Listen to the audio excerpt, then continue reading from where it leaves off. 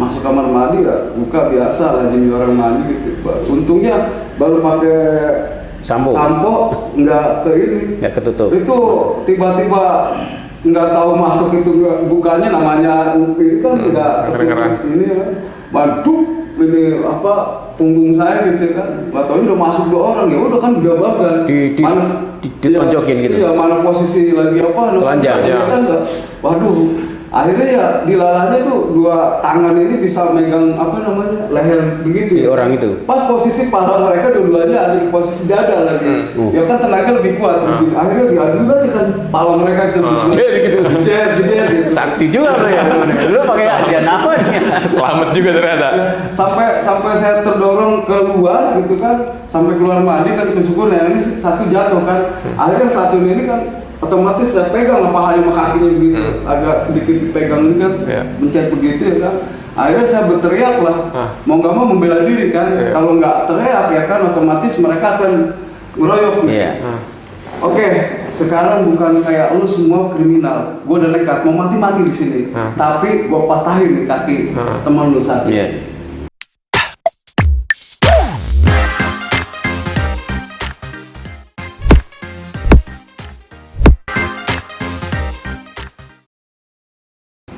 Assalamualaikum warahmatullahi wabarakatuh. Apa kabar pejuang? Ketemu lagi dengan saya Muhammad Kozin Amirullah di podcast pejuang, podcastnya para pejuang. Nah, kali ini saya ditemani dengan sosok-sosok pejuang dari Kampung Bayam. Yang pertama ada Bang Furkon, ya, tokoh Kampung Bayam. Apa kabar Bang Furkon? Alhamdulillah, barakallah, sehat. Jadi ini baru keluar dari tahanan ya? Iya, selama 53 hari. 53 hari ditahan dengan tuduhan macam-macam dan kemarin kita barter ya, dan akhirnya bisa keluar. Jadi sebenarnya karena kriminalisasi. Kemudian ada Mas Hari. Selamat malam Mas Kozin, teman-teman pejuang. Selamat malam. Mas Hari ini adalah Direktur IRES, Indonesia Resilience, jadi kelompok anak muda yang melakukan pendampingan terhadap teman-teman di Kampung Bayam. Nah, kita langsung ngobrol, tanya-tanya nih dengan Bang Furkon dan Hari ya. Bang Furkon dulu nih, bisa cerita sekilas Bang Furkon. Sebenarnya kan prosesnya udah lama nih ya tentang Kampung Bayam itu. Ramenya baru sekarang, tapi Kampung Bayam kan Bang Furkon sejak kapan berada di Kampung Bayam itu Bang Furkon? Ya, kalau untuk proses singkatnya kan sebenarnya menimbulkan polemik yang begitu panjang sehingga usianya 1,5 tahun. Karena usainya alur birokrasi yang telah dilalui dan segalanya usang lah udah rapih. Menurut kami kan kembali kepada prinsip awal. Ya, artinya ruang hidup kami itu udah rapi, sudah dibenahkan oleh pemerintah yang lalu kan, gubernur yang kemarin itu. Karena pada Purna Bakti 2022 ya, karena tidak juga kami bisa memasuki kampung susun Bayam yang jelas itu adalah halal bagi kami ya, karena kenapa kami bilang itu halal, itu adalah hak, memang hak warga Kampung Bayam. Prinsipnya sudah mengikuti aturan dari pemerintah sebelumnya kan gitu. Bang Furkon itu lahir di mana, Bang? Saya sebenarnya kan lahir di Jakarta, di Jakarta. Cuma karena keturunan orang tua itu akhirnya ke bawah-bawah ya kan, Lebak gitu. Tapi memang lahirnya di Kampung Bayam situ? Kurang lebih 2 km lah dari Kampung Bayam. Jadi memang ya orang asli situ sebenarnya ya? Iya, asli. Dan Kampung Bayam itu sejak kapan ya? Ada istilah Kampung Bayam, ada? Semenjak, sebenarnya begini, kalau cerita dirunut, abah saya itu almarhum memang beliau itu dilahirkan petani karena pekerjaan beliau tidak mencukupi ekonominya untuk membiayai begitu banyak anak. Akhirnya karena tokoh-tokoh masyarakat Jakarta Utara, almarhum Amir Tanjung dan sebagainya gitu, kebetulan beliau juga artinya bersama-sama di Tanjung Priuk ya kan, abah saya itu ya kan, kenal dengan wakil gubernur dulu namanya Pak Edi Nalapraya kan. Nalapraya. Ya, memang prinsipnya abah saya juga tidak pernah ini lahan warisan dan sebagainya nggak ada. Cuma karena itu adalah bagian kena dampaknya aja. Karena dulu itu ya Tanjung Priok itu banyak sekali mafia tanah. Iya. Lahan itu ya gitu kan. Artinya memang sudah sebenarnya turun temurun ya. Turun temurun tinggal di situ. Lalu kemudian lama tempat itu jadi sengketa begitu ya. Betul. Dan ketika era 2017 ada kepemimpinan baru di DKI, lalu dibangunlah JIS gitu ya. Iya. Oke. Nah, menarik ini berikutnya nih cerita tentang di penjara ini Bang Purkon. Selama 53 hari Anda dikriminalisasi dengan cara ditahan di tahanan Polres Jakarta Utara. Ya luar biasa sih Mas. Kalau aku sih ya sebagai mewakili warga ya lazim lah, walaupun tanpa ada dapat kekerasan dari pihak kepolisian, namun memang tradisi di penjara itu pas ya saya harus tujuan aja lah. Ya. Tanggal 9 Desember karena akses listrik dan air kita nggak diberikan, kan di depan itu ada proyek baru. Ya. Kita juga nggak paham lah kok bisa ada proyek baru, ternyata itu kan JPO Ya, proyek yang jalan jembatan. penyeberangan itu ya. Betul. Nah, kan biasanya kita dulu nggak asing lah pembangunan lapangan stadion juga kan ada karyawan yang banyak kan gitu, dan camp di sana kan gitu. Yeah. Camp di sana otomatis itu ada sumber air. Yeah. Karena posisinya kita untuk menemui Jakpro yang berkepentingan juga nggak bisa, ya akhirnya kita meminta izin untuk memakai air kepada orang proyek itu. Nggak Yeah. salah itu namanya Pak Didi lah, pimpinan mandornya gitu. Yeah. Ya cuma menyatakan prihatin aja ya Bang, kita izinkan, tapi Bang Purkon juga harus dan dengan warga bisa saling sadar lah, karena Yeah. kalau anak buah kami ya, proyek ini mandi kan juga harus tunggu juga, warga Yeah. tunggu juga. Nah itu mendapatkan izin gitu. Nah kok tiba-tiba kita selesai proyek itu selesai ya kan, otomatis kan air dimatikan tuh.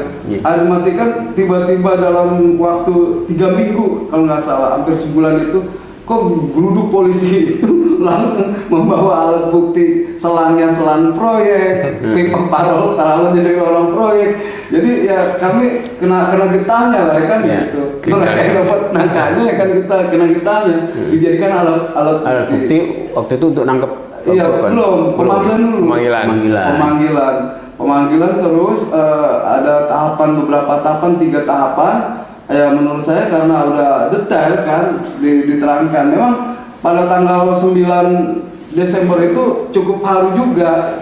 Kita didatangi, kita berikan keterangan maksudnya ke polisi. Tanggal 9 itu kurang pukul 9, hampir setengah 10 malam, berbondong-bondong sejumlah 3 sampai 40 security dan ada perwakilan dari PT Jakarta Propertindo. Nah kita nggak sadar itu memprediksi, karena ya kita kan namanya polos. Ini kabel dari mana? Ya warga punya. Listrik dari mana? Ya genset, ya patungan. Itu pun pakepis. Kalau udah mati ya cukup 4 jam nyala, ya udah gelap-gelapan gitu. Kalau mereka tahu di cross check semua kan gitu. Air dari mana? Ya itu. Ada salah satu yang security JPO itu ya sempat menyaksikan gitu. Nah setelah saya panggil juga, ini saya minta izin namanya. Oh betul Pak, diterangkan juga padahal. Ya, jadi Jakpro ini menggunakan barang-barang yang sebenarnya bekas punya proyek untuk menjadi alat bukti kriminal dan untuk mengkriminalisasikan teman-teman ya. Iya, gitu. Warga ya. Itu. Jadi menjadi laporan itu sehingga warga diponis memakai atau maling nggak? Ya, Pencurian air. Jadi emang cerdik betul itu ya para pejabat Jakpro itu ya. Dari situ setelah selesai diberikan keterangan oleh kepolisian ya, karena kita didampingi oleh juga teman-teman dari yang memahami hukum, artinya kuasa hukum, mulai pemanggilan pertama lagi ya saya konfirmasi kan, karena awam ya, tukang biasa ngebon campur nggak tahu hukum kan. Akhirnya kita tanya, Bang gimana ini? Udah, coba foto dulu, yang kirim siapa? Kurir, bukan polisi ya, coba dilihat ya kan. Dilihat, dia bilang, udah nanti saya besok kirim, tolak aja, tulis. Akhirnya kita tolak. Nah, seling beberapa, ada sebulan kayaknya, ya. Saya pikir dan teman-teman warga Kampung Bayam udah nyaman lah, nggak ada gangguan lagi polisi untuk manggil-manggil lagi. Lah tiba-tiba berbondong-bondong sekitar 7 orang lah polisi gitu kan, bawa lagi gitu kan. Nah akhirnya karena waktu itu ya di bel juga kuasa hukum susah, ada salah satu yang perwakilan kuasa hukum juga. Coba videoin bang, di bel video. Oh ya, udah tolak aja bang, nanti saya akan ngambil langkah-langkah, dia bilang. Dan diselesaikan juga dari Polresnya juga dengar ya kan memberikan suratnya. Yaudah, saya pikir aman lah, tanda tangan, udah selesai, ya udah selesai. Saya pikir udah nggak ada masalah kan, itu namanya awam kan. Ya, udah bang, udah tenang aja. Orang abang tuh prediksi nggak salah kok. Masyarakat minta apa namanya penanganan dari pemerintah kok, pemerintah mengabaikan, bukan kriminal kok. Abang gimana keterangannya? Udah saya jelas keterangan itu bahwasanya memakai air juga kita kalau tanpa izin dari proyek itu ya nggak bakal mungkin kita pakai. Dan karena apa? Ya terbentur kita perizinannya. Jangankan kita minta izin ke apa namanya security jakpro ya kan, ya pimpinannya susah gitu, otomatis apalagi lebih galak securitynya kan, karena menjaga kawasan gitu. Ya kami pikir sebagai warga ya aman-aman aja. Tiba-tiba sebelum Idul Fitri 2 minggu saya kaget ya kan, karena sudah lama ke hunian sementara. Dan emang sebelumnya malam itu firasat sama Bang Yusron ngobrol. Waktu itu memang ada Bang Hari kesibukan lah ya kan, saya ngobrol lah dengan Bang Yusron. Bang, saya kayaknya kok nggak enak banget nih. Saya besok mau kontak dulu ya bang, nengok ya kan. Lagian di sana juga masih apa ayam, bebek itu masih ditinggal di sana gitu. Ya udah akhirnya saya pagi ke sana sambil apa nguburit lah ya kan, menunggu buka puasa. Ya nggak lama azan berkumandang apa buka puasa, saya baru ambil anduk mau ini ya kan, mau kamar mandi langsung dibongkar diseret ya otomatis. Makanan untuk buka puasa susah payah kita kumpulin ya kan, wah keinjek sampai piringnya pecah-pecah ya. Wah akhirnya nggak bisa bicara karena ya di bengkek itu diseret gimana sampai kurang lebih 500 meter ke mobil mereka kurang itu lebih di KSP apa di Untara? Di Untara. Iya, karena ini yang bengkek polisi atau polisi langsung dari Polres ya. Waduh, saya pikir nggak lagi kan, ya mau bicara gimana aja udah dibengkek begitu kan, napas pun nggak bisa inilah dikasih napas lah gitu. Sempat dipukul nggak? Kalau untuk pemukulan sih alhamdulillah, cuma ya unik juga sih karena ditangkapnya tanggal 2 lumayan juga sampai 1 hari 1 malam karena saya harus menjalankan puasa, harus menjalankan sholat, ya saya ditaruh di ruangan begitu lah ya kan, di ruangan begitu aja. Kalau pagi hari istri saya nggak kesana, mungkin ya saya nggak ketemu orang kan gitu. Iya, jadi orang pun nggak tahu kalau Bang Purun ditangkap. Dan ini menjelang Lebaran ya, jadi emang begitulah ya cara kriminalisasi orang ya, menjelang Lebaran, orang lagi mikir mau Lebaran ditangkap. Jadi yang paling mengalami trauma kan pasti istri kan, gitu. Ini suami di mana kan begitu ya. Anak-anak saya ya trauma banget kan, apalagi yang kecil ya kan, ya masih kelas 1 SD ya. Waktu itu teman-teman gimana waktu pendampingan? Waktu pendampingan kan kita sebenarnya fokuskan ke KSB. Jadi warga tuh balik ke Untara, kalau Bang Furkon biasanya balik ke Untara tuh ada yang mau diketik gitu. Karena sumber listrik mencukupi lah di Untara. Di Untara ya. Walaupun nggak banyak juga dan ada waktunya.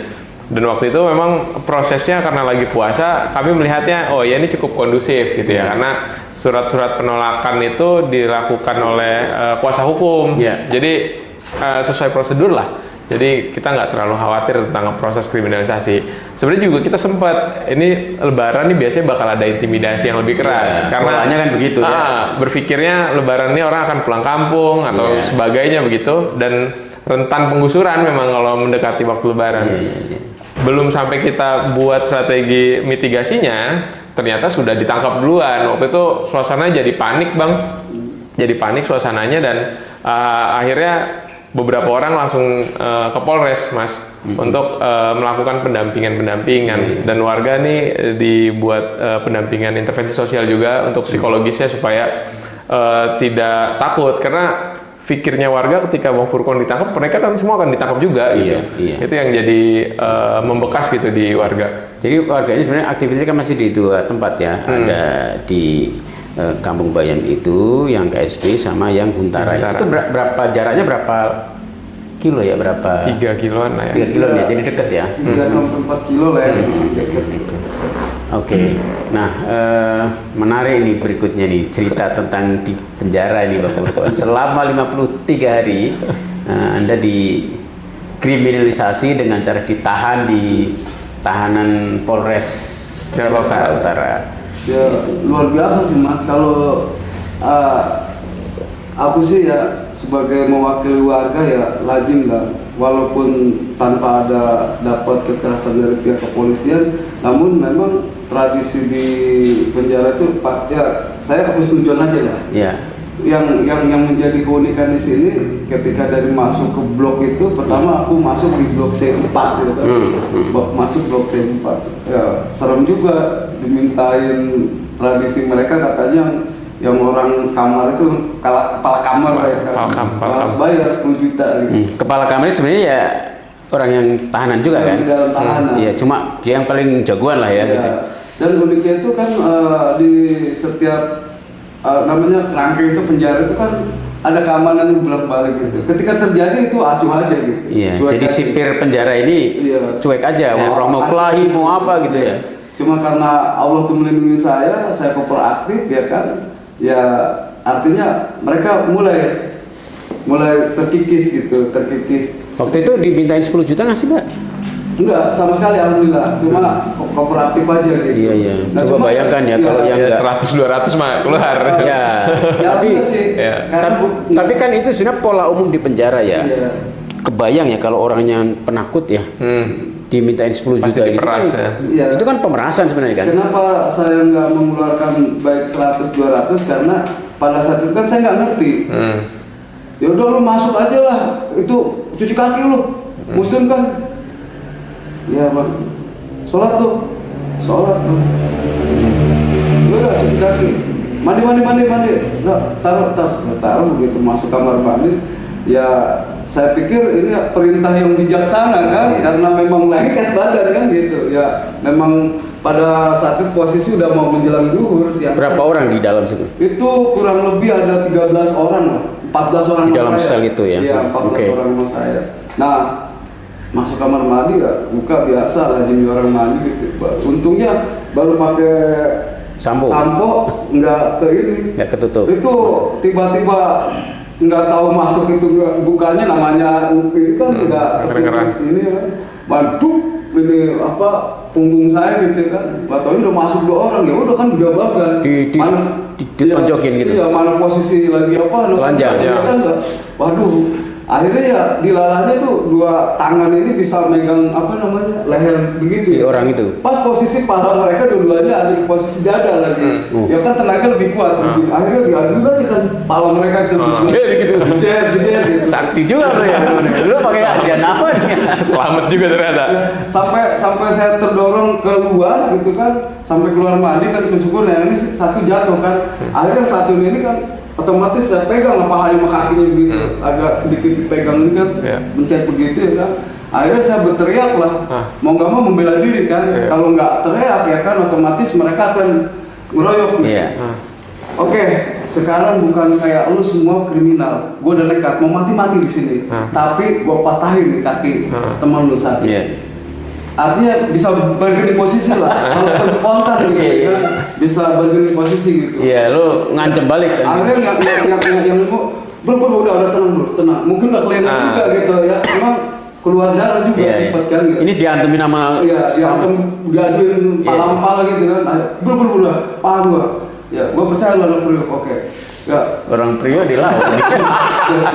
ya gua dari bad boy, gua tinggal di sana di Rorotan dia bilang. Ya lumayan juga kasusnya begal kan. Iya. Waduh, pembacokan ya. Waduh, bener juga kan baru sadar tuh. Akhirnya berkumpul di situ. Nah, kurun waktu jalan 1, 2, 3, 4 hari kan perdamaian sudah harmonis nih. Iya. Makan juga bersama ya kan, bahkan yang si palanya berdarah itu kalau yang lainnya ada besukan gitu, ada rokok sebungkus dipisahin buat saya tuh 2 batang gitu kan. Terus makanan misalkan ada ayam apa dipisahin buat saya gitu. Oh, dia udah jadi centeng lu dong ya. Udah jadi keluarga lah ya kan.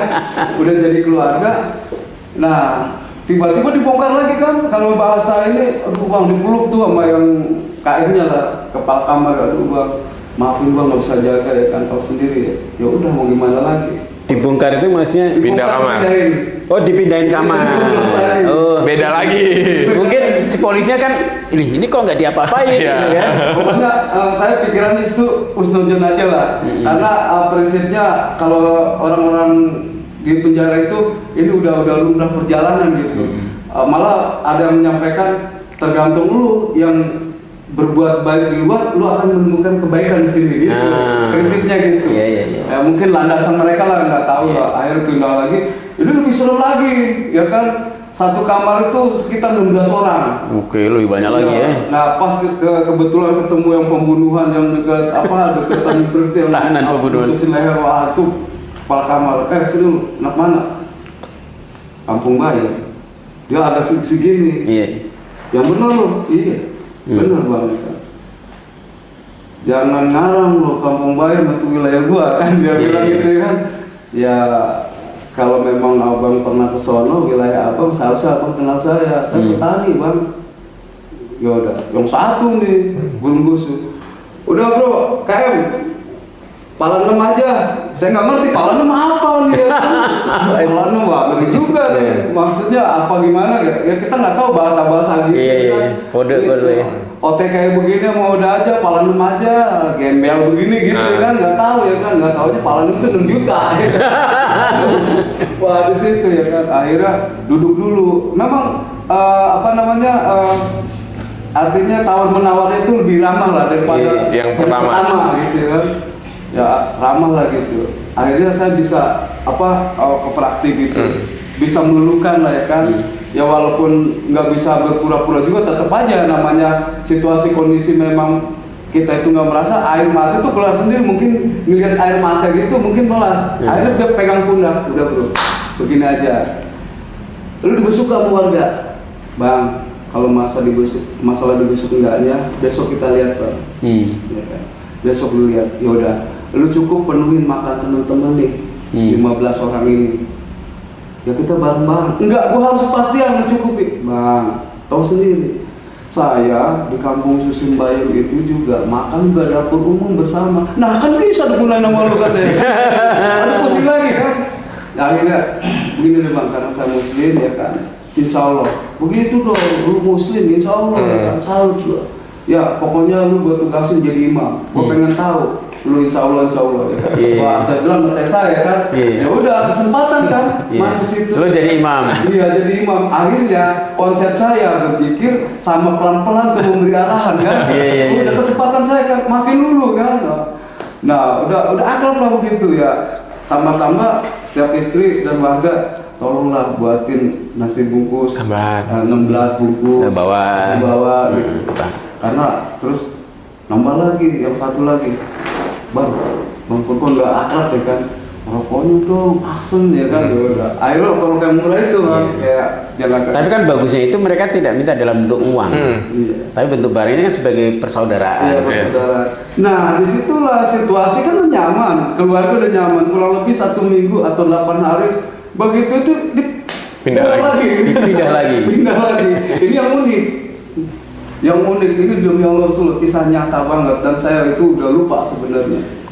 Ada Ambon itu badannya itu lebih dari 2 kali lipat dari saya, 3 orang. Kasusnya itu 3 kilo narkoba. Oke. Sabu. 3 kilo.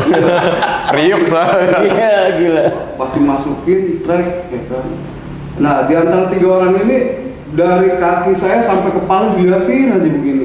Jadi lihat atas sampai bawah. Iya, ngeliatin saya gini. Wah ini udah deh, mati pokoknya udah. Bismillah ya, udah sampai la haula wala quwata illa billahil aliyil azim. Terus saya baca sampai selawatan dalam hati kan.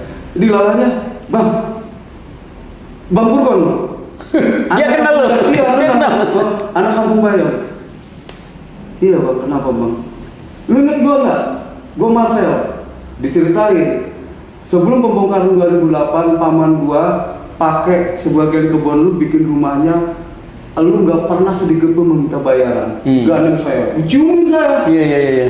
Dikekep dulu masuk masih. Jadi tahun 2008 ayah dia bikin rumah di pamannya bikin rumah di samping lu. Kirain saya umurnya sama dengan saya. Tahu masih 27 tahun. Berarti dia masih kecil tuh waktu itu. Sudah lah ya. Badannya aja Gede, kecil, iya. kan. Waduh, algojo gitu. Masih SD waktu itu berarti tuh. Iya. Kalau 20 tahun sekarang. Akhirnya dicium saya, Bang, terima kasih Bang, udah bisa ketemu lu.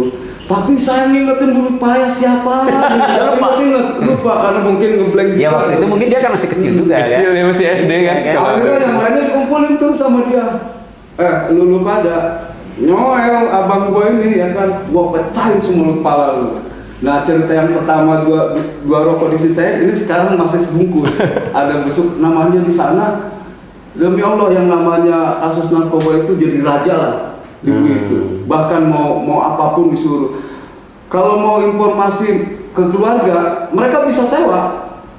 Bahkan yang nggak mampu itu biasa sewa 1 jam HP itu 100.000, dia sewa 500.000. Akhirnya kan jadi raja di sana kan. Iya. Jadi tahanan-tahanan kasus narkoba itu malah jadi raja di Jadi penjara. raja di sana karena apa? Mereka paling kaya lah. Duitnya banyak ya. Banyak duit gitu. Bang, lo mau komunikasi?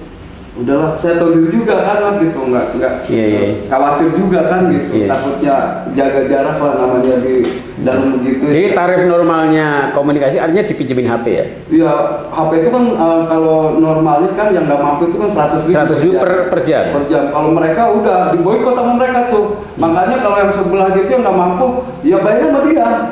Gitu Karena dia aja, megang 24 jam gitu. ya pokoknya dia lah ya kan gitu. HP-nya dari mana? Ya, Nyewa penjaga itu, penjaga. sipir-sipir penjara itu nyewa bisnis Polisi- sampingan polisi ya? itu. Iya, saya juga baru paham gitu ya kan gitu. Pokoknya dia mau Kentucky apa gitu, pokoknya manggilnya mereka tuh kalau nggak bokap ayah gitu. Nah. Ya ayah kan, pelan-pelan dong katanya, teriak-teriaknya. Cukup pukul aja teralis, enggak lu budek, malu gitu ya kan? Iya. Minta dibeliin apa Nggak gitu? beliin apa gitu. Bahkan saya di situ sering tanya karena dia kan Kristen ya kan, yang namanya Marcel ini dia sangat menghargai lah gitu. Ada beberapa orang yang Muslim ya berjamaah bahkan sampai subuh aja kalau saya belum bangun gitu. Bang ajan dong, akhirnya saya kumandangkan tuh ajan di gini. Akhirnya ada anak daerah Sunter itu ajan dong, bagus juga suaranya, ajan gitu, yang menghargai juga. Nah dari situ lagi udah akrab, Udah lagi. ya kan? Udah bersahaja, udah berkeluarga, Pindah lagi. dipindahin lagi. Tapi memang itu mungkin jalan Allah titik akhir di Iya. blok A1 itu. Jadi ini minggu keberapa ini? Setelah hampir 2 bulan kan berarti kan? Iya, pokoknya 53 hari lah. Iya, 53 total. Itu mah, ya begitu ya.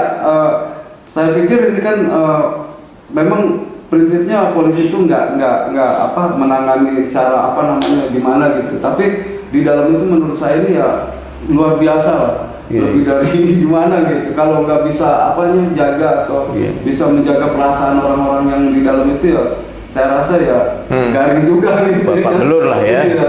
Namanya saya ini kan namanya petani, pedalang itu bingung juga kan. Iya. Tradisi-tradisi mereka kan kita nggak paham gitu. Nah itu setelah akhirnya dipindah lagi terus gimana? Nah itulah yang menjadi saya kebingungan pas tanggal 21 istri dan pendamping Mbak Sari ya? Iya. Sari itu.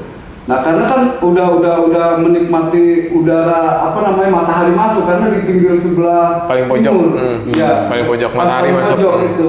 Nah Bang Arji udah bisa kalau jalan bus kelihatan Iya. Udah ke belakang juga ada kode kan biasanya. Ya kalau ini warga ketua gitu ya kan. Kedengeran gitu. Akhirnya saya nomplok teralis tuh. Ya Bun, siapin, rapiin pakaian, kamu keluar. Itu saya bukan mengucapkan alhamdulillah, tapi kayak orang kesimak, mungkin ada 2 menit lah ya kan, bengong. Beneran nih gitu ya? Sampai istri saya, ya kok kamu bengong, alhamdulillah gitu. Langsung spontan aja kami. Iya. Karena kemarinnya itu saya dibesuk sama Bang Ali, ya sama Bang Islam juga. Ya, saya pikir tanggal 30, setahu saya tanggal 1 itu berkas sudah naik kan ke kejaksaan. Ya paling tidak saya akan menghadapi proses yang berkelanjutan di persidangan kan begitu. Dan potensial akan ditahan selama setahun 2 tahun. Ya paling nggak saya udah pasang badan. Yang penting kebenarannya harus diungkap di publik begitu. Kebenarannya harus diungkap di publik walaupun ini artinya targetnya atau saya bisa masuk 1 tahun atau 2 tahun nggak masalah. Yang penting kebenaran itu bisa kita ungkap semua ke publik Iya. untuk Jadi seandainya Bang Furkon waktu itu nggak dibebasin, Bang Furkon akan naik kasusnya ke kejaksaan dan kemungkinan akan ada tuntutan. Ada akan tuntutan, mungkin kita bisa membela atau mengungkapkan kebenaran itu di pengadilan lah kan. Paling nggak gitu, udah pasang badan lah. Siap Bang, saya misalkan tanggal 30 tanggal 1 ya udah begitu. Nah kenyataan itu tanggal sampai 7 hari lagi lah nyampe ke tanggal 30 tanggal 1 itu harusnya gitu. Namun hari itu tanggal 21 itu kok bisa spontan ya keluar pakaian rapiin. Saya kaget kan. Nah ya udah begitu, singkat saya sholat asar dulu kan, pada saat itu sholat asar ya, sholat asar saya dipanggil sama penjaga, Pak Furkon kunjungan, ya biasa kunjungan. Ya udah saya pikir ya kunjungan, kok kunjungan ya kan gitu. Kunjungan kan berarti yang dibusuk ya kan. Tas yang saya udah rapiin pakaian itu kan karena spontan ya kan, nggak terlalu rapi, banyak juga yang tinggal kan gitu. Peci atau tas apa semua nggak ini kan. Karena spontan saya keluar, nggak sadar, nggak buat tenteng, kata Taman, lah pakaiannya bawa. Oh iya, ya udah main teng aja nggak ada ya kan, yang lain udah tinggal kan. Akhirnya keluar, nah akhirnya Bun bener keluar, udah kamu jangan banyak tanya dulu, yang penting kamu ke atas dulu, ya ke atas sambil digandeng sama istri, nggak langsung basarkan di atas. Pak Furkon ya. Dari situ, dari selesai cap jari, tanda tangan, terus diberikan surat untuk apa namanya penangguhan itu supaya wajib lapor itu, terus di bawah itu langsung saya sujud syukur sama Allah ya kan, tradisi kami kan sebagai muslim kan, sujud syukur ya udah langsung diarahkan ke kantin ya. Karena udah rasa bahagia terlalu berlebihan gitu, suruh makan juga, udah kopi aja ya kan, yang penting syarat menghargai orang yang nawar ya kan gitu. Yaudah, saya tanya lah istri, Bun, keadaan teman-teman kampung Bayam bagaimana? Udah alhamdulillah aman. Ya, terus bahasa udah Bang Furkon jangan tanya dulu begitu, pokoknya merdeka dia bilang. Tapi waktu itu Bang Furkon udah tahu kalau itu di barter sebenarnya. Nggak tahu, saya nggak tahu. Nah, singkat cerita naik mobil lah diantar, terus ya kan masuklah ke gerbang pertama Jakarta International Stadium. Bun, kok ada Pol PP? Ada Pol PP juga, ada tentara. Saya tanya kan, karena masih jauh ke pelataran Kampung Bayam. Itu ngawal kamu, menyambut kamu keluar dari penjara kan, kamu tokoh nasional katanya. Waduh, saya gembira kan. Pas jarak udah masuk mau ke ini kan ada pagar itu intimidasi. Bukan yang 50 meter sebelum ke pintu, pas masuk loh kok barang warga ada keluar semua, langsung disemangatin Mas Ar, udah jangan kecewa, teman-teman dari jam 10 mediasi Allah begini-begini cerita, tambah lagi AB ya video saya, masya Allah, ya udah, daripada saya nangis udahlah, sejatinya sedih ya. Iya, untuk nyemangatin warga ya udah saya ucapkan assalamualaikum ya ahlal fisabilillah, padahal mah itu hati mah pengen nangis gitu kan, karena dengkul udah lemes ya kan. Dilihatin pendamping istri udahlah, yang penting aduh mau gimana lagi. Ternyata ya itu hasil dari mediasi ya sebagai tawanan dibarter kan. Warga pindah, bersedia pindah sementara ke hunian sementara dengan syarat Bang Furkon dibebaskan gitu. Itulah sampai di sini ceritanya ya. Nanti ada cerita berikutnya, tapi apa namanya, ibarat kalau film itu ya klimaksnya di situ ya. Nah, jadi setelah itu kemudian akhirnya warga pindah ke Huntara sementara, Furkon dibebaskan, dan tentu tim hukum masih tim hukum pendamping ya masih terus bekerja untuk memastikan teman-teman Kampung Bayam bisa dapat haknya. Dan seperti yang kemarin teman-teman lihat yang viral di berbagai sosial media itu, bahwa hak Kampung Bayam, warga Kampung Bayam sampai sekarang setidaknya sampai siaran ini belum terpenuhi. Mereka masih harus tinggal di hunian sementara, dan tentu kita masih menunggu keadilan. Ada lagi Bang Furqon, Hari yang mau disampaikan? Ya, prosesnya sekarang sedang berjalan sampai disiarkan ini sekarang sedang dilakukan mediasi oleh Komnas HAM.